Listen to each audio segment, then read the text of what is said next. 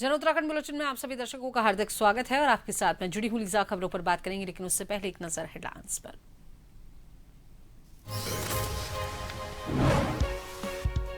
CM Dhami का अल्मोड़ा दौरा, डोल आश्रम में श्री पीठम स्थापना उत्सव कार्यक्रम में किया प्रतिभाग। विधि विधान से पूजा अर्चना कर की प्रदेश की खुशहाली की कामना। खटीमा में स्थानीय लोगों से मुलाकात कर सुनी समस्याएं। उत्तराखंड में मदरसा शिक्षा व्यवस्था पर सरकार का बड़ा फैसला। कक्षा 9 से 12 तक के 52 मदरसों को ही राज्य शिक्षा बोर्ड से मान्यता जरूरी। बाकी कक्षा 1 से 8 तक को जिला स्तर पर मिलेगी अनुमति।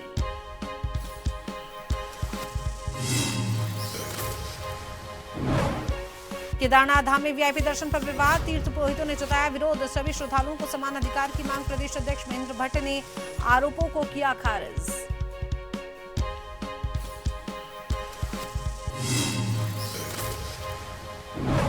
केदारनाथ धाम यात्रा ने शुरुआती चरण में ही बनाए नई कीर्तिमान। उमड़ा श्रद्धालुओं का अभूतपूर्व सैलाब। पेयजल, चिकित्सा और सुरक्षा के पुख्ता इंतजाम।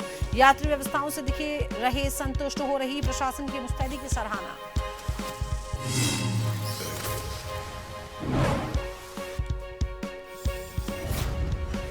रुड़की के बुगावाला क्षेत्र में मगरमच्छ ने 12 वर्षीय मासूम को बनाया शिकार। बंजारेवाला गांव के राम रहीम पर स्टोन क्रेशर के पास किया हमला। बच्चे को पानी में खींच ले गया मगरमच्छ। गांव में बसता मातम।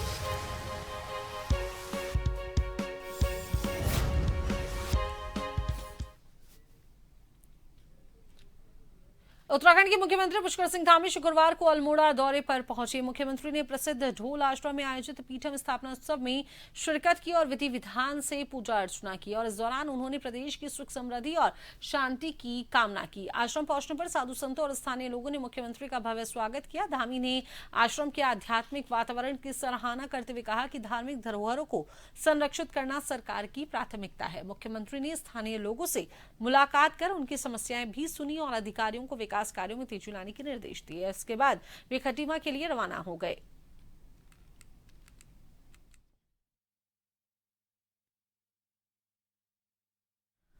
उत्तराखंड के मुख्यमंत्री पुष्कर सिंह धामी अपने खटीमा भ्रमण कार्यक्रम के दौरान सरल और संवेदनशील अंदाज में नजर आए। मुख्यमंत्री ग्राम सभा श्रीपुर बिछुआ राम सिंह चड्डा के आवास पर पहुंचे और उनकी माता के स्वर्गवास हो जाने पर शोकाकुल परिवार से मिलकर शोक व्यक्त उन्होंने किया और साथ ही मौके पर मौजूद जनता की समस्याओं का तत्काल उन्होंने संज्ञान लिया। मुख्यमंत्री अपने कार्य के प्रति भी पूरी तरीके से सजग दिखाई दिए। श्रीपुर बिछुआ में ही उन्होंने ग्रामीणों से मुलाकात की और उनकी समस्याओं को बारीकी से सुना। जनता की शिकायतों पर कड़ा रुख अपनाते हुए मुख्यमंत्री ने मौके पर मौजूद अधिकारियों को निर्देशित किया कि जन समस्याओं का निस्तारण प्राथमिकता के आधार पर तुरंत किया जाए। साथ ही दौरे के दौरान मुख्यमंत्री का मानवीय चेहरा भी सामने आया जब वे हेलीपैड पर बच्चों से मिले। मुख्यमंत्री ने बच्चों से बातचीत की और उनका उत्साहवर्धन किया, जिससे बच्चे काफी उत्साहित नजर आए।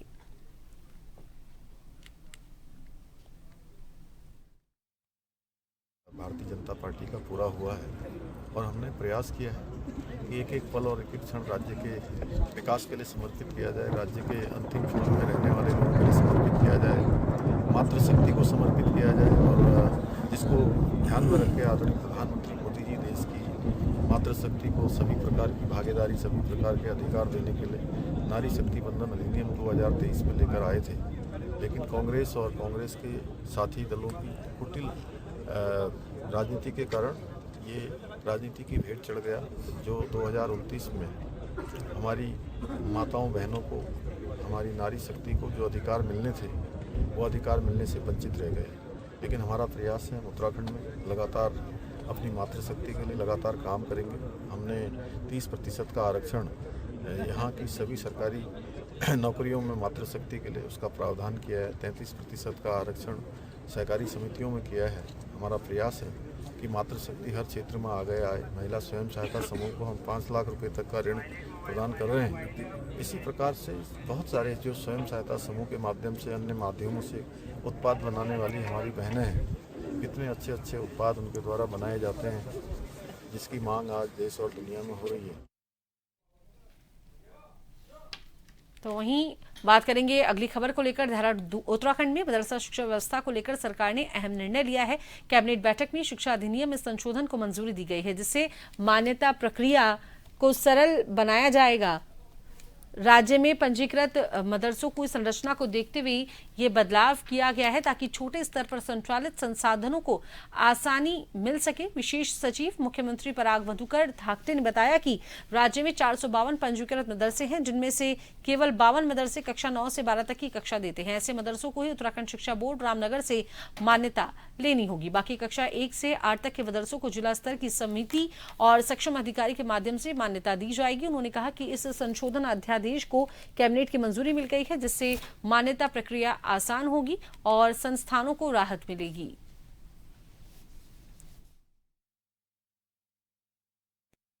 मुख्य रूप से जो उत्तराखंड अल्प शिक्षा जो अधिनियम था, उसमें एक प्रावधान था कि क्लास 1 से लेकर 12 तक के सभी कक्षाओं को जो मदरसे हैं वहाँ पे उनको उत्तराखंड एजुकेशन बोर्ड जो रामनगर का है हमारा, उससे संबद्धता लेनी थी वहाँ पे।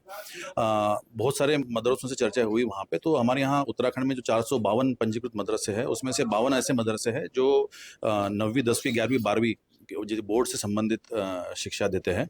तो और बाकी जितने भी है वो कक्षा 1 से लेकर 8 तक है। तो सिर्फ 52 मदरसे ऐसे हैं जिनको उत्तराखंड शिक्षा बोर्ड से मान्यता लेनी है। अन्यों को जो है सुविधा के लिए एक डिस्ट्रिक्ट लेवल कमेटी होती है इनके एजुकेशन डिपार्टमेंट की, और जो सक्षम अधिकारी है उनके लेवल पे ही उनकी जो अनुमान्यता है उनके स्तर पे ही वो पूर्ण हो जाएगी। तो ममता बनर्जी द्वारा स्ट्रांग रूम के दौरे और ईवीएम में छेड़छाड़ के आरोपों पर सियासत अब गर्मा गई है। भाजपा सांसद त्रिवेंद्र सिंह रावत ने इन आरोपों को निराधार बताते हुए चुनाव आयोग की निष्पक्षता पर भरोसा जताया है। दूसरी ओर वरिष्ठ कांग्रेस नेता हरीश रावत ने ममता बनर्जी की चिंताओं का समर्थन करते हुए पारदर्शिता की मांग की है। और इस बीच केंद्र सरकार ने वैश्विक ऊर्जा संकट के चलते कॉमर्शियल एलपीजी के दाम में 993 रुपए की बड़ी बढ़ोतरी की है। पश्चिम बंगाल में जिस तरह से भारतीय जनता पार्टी के प्रति, एनडीए के प्रति जो लोगों का उत्साह देखने को मिला इस चुनाव में, और विशेषकर मतदान जिस तरह से वहां पर बढ़ा है, आज़ादी के बाद का सबसे बड़ा परसेंटेज वाइज हम देखें तो मतदान हुआ है।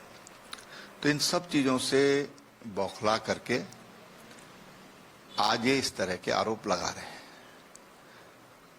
ईवीएम पर पहले भी दोष मढ़ा गया। जब जब भी एनडीए मजबूत होता है, कांग्रेस के लोग, उनके सहयोगी दल ये आरोप लगाते हैं। देखो, केंद्रीय सत्ता हर हालत में बंगाल छीनना चाहती है, हर हालत में, किसी भी कीमत पर, जो लोकतंत्र के लिए बहुत खतरनाक प्रवृत्ति है। इधर कांग्रेस के सभी सीटों पर लड़ने के बाद भाजपा को जा रहा एंटी टीएमसी वोट कांग्रेस काटने में सफल हुई है। उससे भाजपा की बढ़त रुकी है। तो भाजपा को ज्यों-ज्यों ये जानकारी हो रही है, अब वो जीतने के लिए दूसरे तरीके अपना रहे हैं। उनमें से एक तरीका वो भी हो सकता है जो ममता जी ने उनके पर आरोप लगाया है। मुझे पूरी जानकारी नहीं, हमारी पार्टी से कोई जानकारी नहीं आई है, लेकिन ये हो सकता है कि ये तरीका भी अब भाजपा बंगाल जीतने के लिए कर रहे हो। रामनगर में रिजॉर्ट्स द्वारा नियमों की अनदेखी को लेकर जनप्रतिनिधियों और ग्रामीणों में नाराजगी बढ़ती जा रही है। ज्येष्ठ ब्लॉक प्रमुख संजय नेगी ने आरोप लगाया है कि क्षेत्र के सैकड़ों रिजॉर्ट सुप्रीम कोर्ट के मानकों का पालन नहीं कर रहे हैं। रात 10 बजे के बाद तेज आवाज में डीजे बजाने और पटाखों के शोर से बुजुर्गों और छात्रों को परेशानी हो रही है।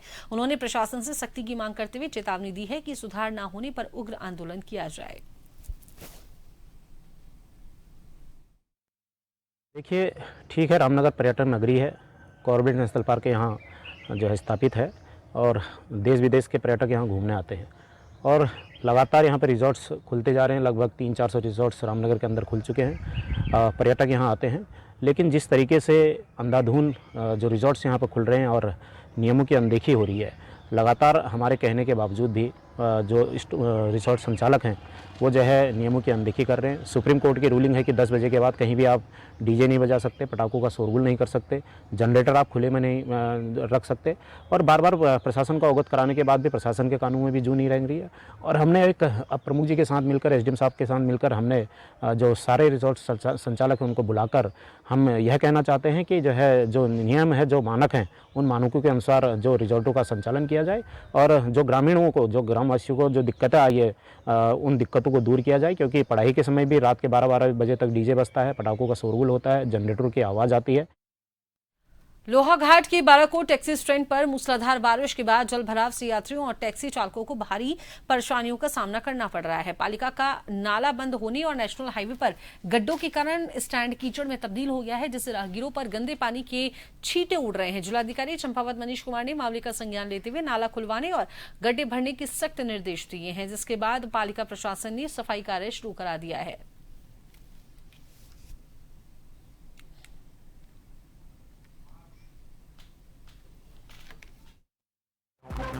ये ना क्या कहते हैं, पानी भर गया है इस पे, और क्या कहते हैं सवारी के लिए भी बहुत दिक्कत हो रही है इधर पर। मेरी प्रशासन से निवेदन है कि इस पे इंटरलॉकिंग लगाने की कृपा करें, सड़कों के जो गड्ढे हैं इनको भरने की कृपा करें।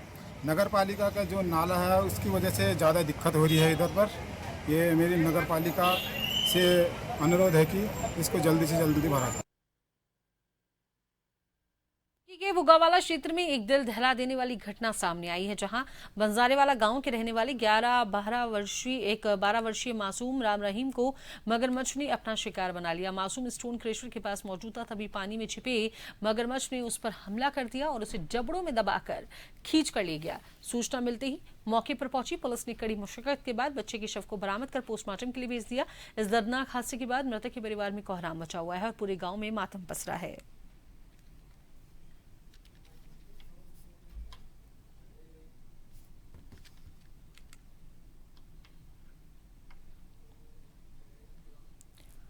डोईवाला के चांदमारी और हंसूवाला में पिछले कई दिनों से हाथियों का आतंक बढ़ता जा रहा है। बीती रात हाथियों ने किसानों के खेतों में घुसकर गन्ने और गेहूं की फसल को रौंद दिया और कई जगह दीवारें भी तोड़ दी। किसान तारा सिंह और आरडी गुप्ता ने बताया कि हाथियों के आबादी क्षेत्र में आने से जान का खतरा बना रहता है। वन विभाग को बार बार शिकायत के बावजूद कोई ठोस कार्रवाई नहीं हो पाई है।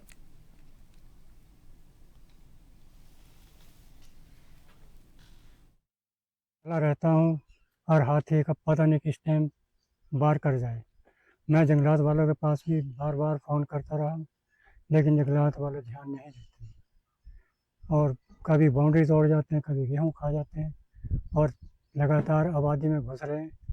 जंगलात वाले इस चीज़ में कोई लगातार, ये तो एक हफ्ते से ऊपर हो गया है।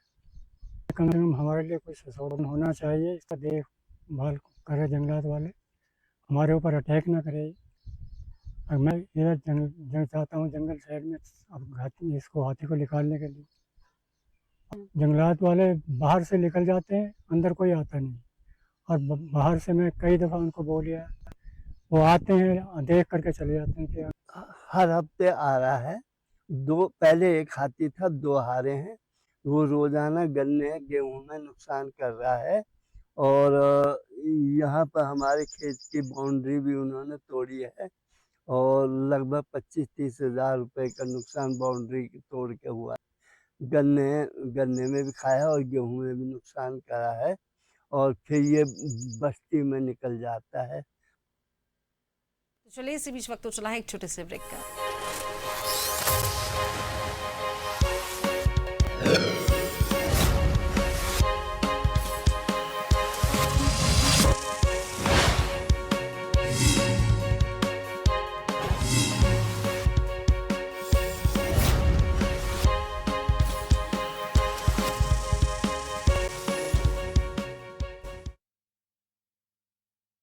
विश्व प्रसिद्ध केदारनाथ धाम की यात्रा इस वर्ष नई कीर्तिमान स्थापित कर रही है। यात्रा के शुरुआती चरण में ही श्रद्धालुओं का अभूतपूर्व सैलाब यहां पर उमड़ पड़ रहा है। जिलाधिकारी विशाल मिश्रा के नेतृत्व में प्रशासन ने पैदल मार्ग से लेकर धाम परिसर तक पेयजल, चिकित्सा और सुरक्षा के पुख्ता इंतजाम किए हैं। देश विदेश से पहुंचे श्रद्धालु इन व्यवस्थाओं से बेहद संतुष्ट नजर आ रहे हैं और प्रशासन की मुस्तैदी की खुलकर सराहना कर रहे हैं। दुर्गम परिस्थितियों के बावजूद सुव्यवस्थित प्रबंधन ने इस यात्रा को सुगम और अविस्मरणीय बना दिया है।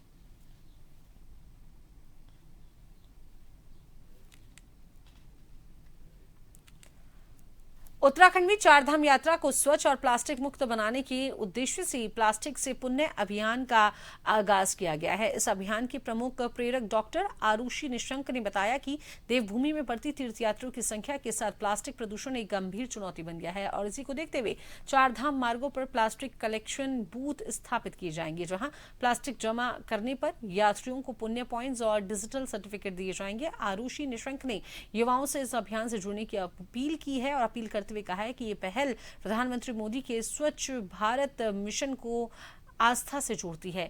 एकत्र किए गए प्लास्टिक को रिसाइकिल कर स्थानीय स्तर पर रोजगार के अवसर भी पैदा किए जाएंगे।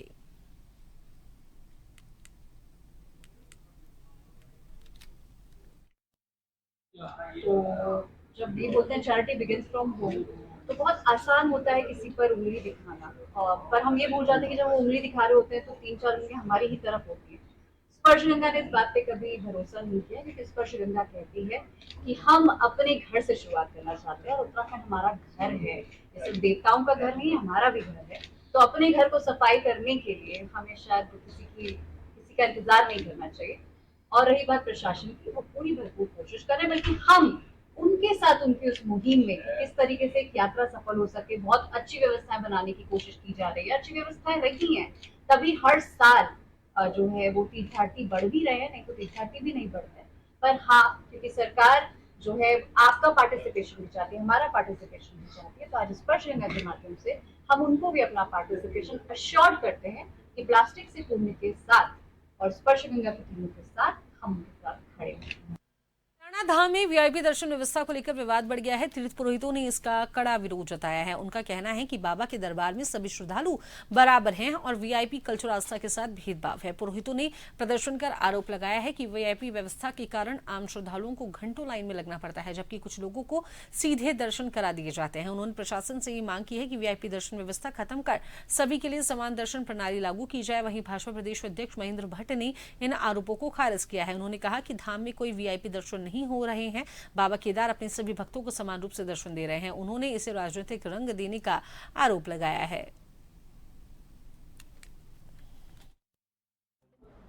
कोई वीआईपी दर्शन नहीं होता है। बाबा केदार, बाबा भगवान बद्री विशाल अपने हर भक्त को दर्शन दे रहे हैं। केवल किसी बात का राजनीतिक इशू बनाना, एक कम से कम उत्तराखंड के 4 धाम यात्राओं पर जो लोग इस प्रकार के प्रश्न खड़ा करते हैं, वो यात्रा को प्रभावित करने का काम कर रहे हैं। आज भी कह सकता हूँ, बिना वीआईपी दर्शन के हर व्यक्ति के दर्शन चारों धामों के अंदर हो रहे हैं। तो वहीं काशीपुर में आज विश्व मजदूर दिवस के अवसर पर श्रमिकों की स्वास्थ्य को प्राथमिकता देते हुए एक भव्य निःशुल्क स्वास्थ्य चिकित्सा शिविर का आयोजन किया गया, जिसमें बड़ी संख्या में कंपनी में कार्यरत मजदूरों एवं कर्मचारियों ने भाग लिया। इस दौरान अतिथियों ने श्रमिकों के योगदान को समाज और उद्योग की रीढ़ बताते हुए उनके स्वास्थ्य के प्रति जागरूकता को बेहद जरूरी बताया।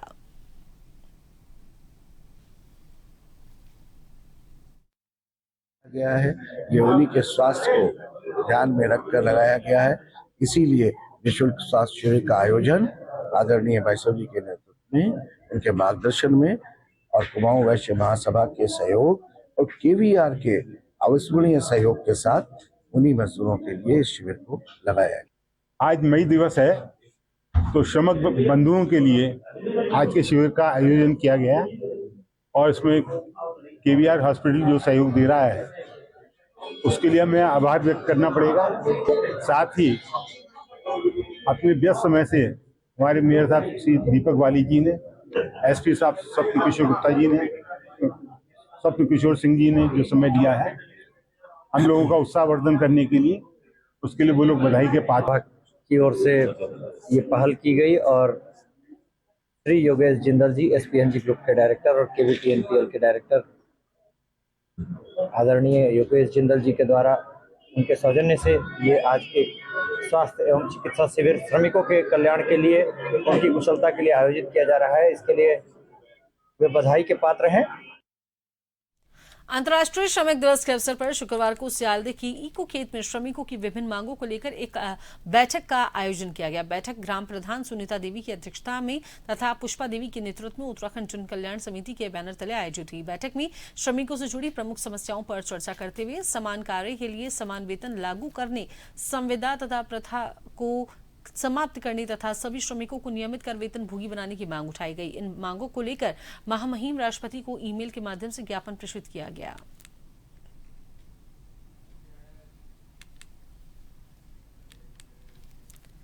तो चलिए आखिर में अब एक नजर हेडलाइंस पर। सीएम धामी का अल्मोड़ा दौरा, डोल आश्रम में श्री पीठम स्थापना दिवस उत्सव कार्यक्रम में किया प्रतिभाग। विधि विधान से पूजा अर्चना कर प्रदेश की खुशहाली की कामना। खटीमा में स्थानीय लोगों से मुलाकात कर सुनी समस्याएं।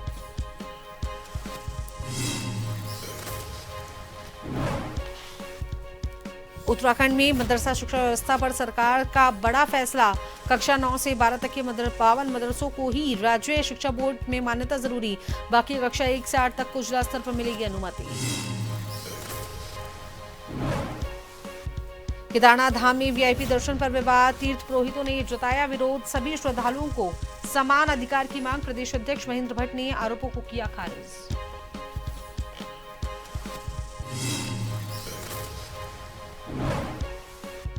केदारनाथ धाम यात्रा के शुरुआती चरण में बनाए नए कीर्तिमान। उमड़ा श्रद्धालुओं का भूतपूर्व सैलाब। पेयजल, चिकित्सा और सुरक्षा के पुख्ता इंतजाम। यात्री व्यवस्थाओं से दिखे रहे संतुष्ट। हो रही प्रशासन की मुस्तैदी की सराहना।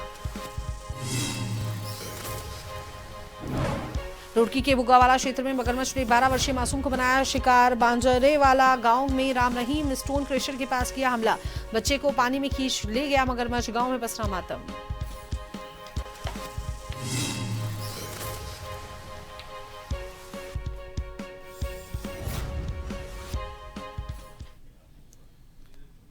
तो अभी के इस बुलेटिन में इतना ही। बने रहिए एजेंट टीवी के साथ। नमस्कार।